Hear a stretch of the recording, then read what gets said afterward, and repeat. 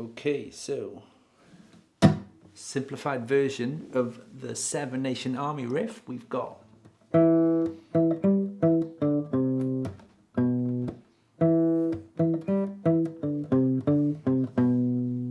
Okay, so we're going to start off with finger number 2 on fret number 2 on the D string, and we're going to play that once and twice, followed by 0 on the G string, back to finger number 2 on fret 2 on the D string, and 0 on the D. So that gives us,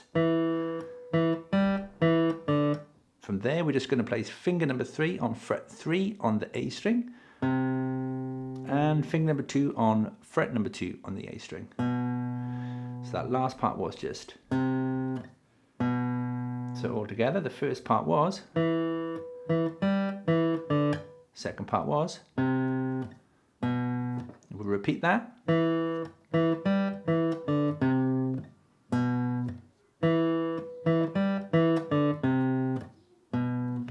Etc, etc, etc. Once you've repeated that maybe, I don't know, 7, 8 times or whatever, you can put this part in.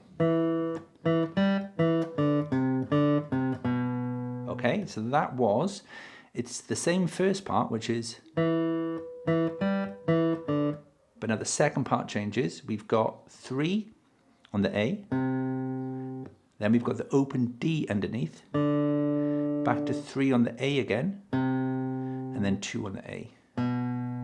Okay, so that was, okay,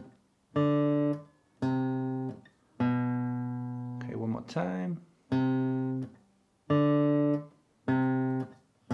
So all together that part would be, a bit slower.